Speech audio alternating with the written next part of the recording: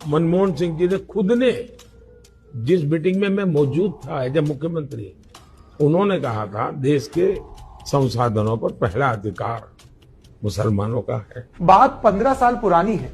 9 दिसंबर 2006 का दिन, और इस दिन मनमोहन सिंह बोले, किसी चुनावी रैली में नहीं, वो नेशनल डेवलपमेंट काउंसिल यानी राष्ट्रीय विकास परिषद को संबोधित कर रहे थे। मनमोहन सिंह ने कहा था, मेरा मानना है कि हमारी सामूहिक प्राथमिकताएं स्पष्ट हैं।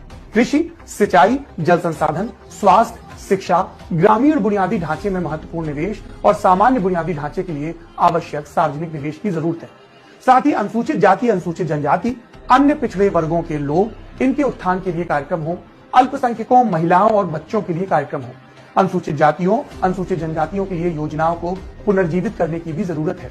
हमें नई योजनाएं लाकर यह सुनिश्चित करना होगा कि अल्पसंख्यकों को और खासकर मुस्लिमों का भी उत्थान हो सके, विकास का फायदा मिल सके। इन सभी का संसाधनों पर पहला हक है। केंद्र के पास बहुत सारी जिम्मेदारियां हैं और ओवरऑल संसाधनों की उपलब्धता में सबकी जरूरतों का समावेश करना। आपने सुना, इस भाषण में कहीं नहीं कहा गया कि देश के संसाधनों पर पहला हक किसी एक समुदाय का है। Doctor Manmohan Singh SC, ST, OBC, महिलाएं, बच्चे और अल्पसंख्यकों, खासकर मुस्लिमों की बात कर रहे थे। कलेक्टिवली कह रहे थे कि ये जो पिछड़े हैं, इनका देश के संसाधनों पर पहला हक है।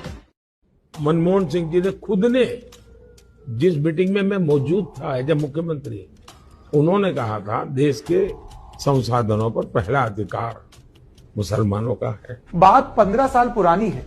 9 दिसंबर 2006 का दिन, और इस दिन मनमोहन सिंह बोले, किसी चुनावी रैली में नहीं, वो नेशनल डेवलपमेंट काउंसिल यानी राष्ट्रीय विकास परिषद को संबोधित कर रहे थे। मनमोहन सिंह ने कहा था, मेरा मानना है कि हमारी सामूहिक प्राथमिकताएं स्पष्ट हैं।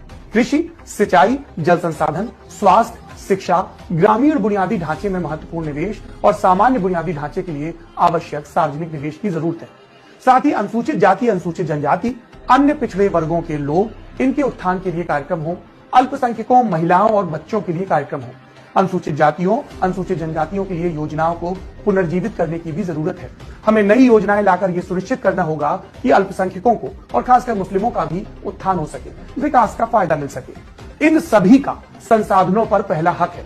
केंद्र के पास बहुत सारी जिम्मेदारियां हैं और ओवरऑल संसाधनों की उपलब्धता में सबकी जरूरतों का समावेश करना। आपने सुना, इस भाषण में कहीं नहीं कहा गया कि देश के संसाधनों पर पहला हक किसी एक समुदाय का है।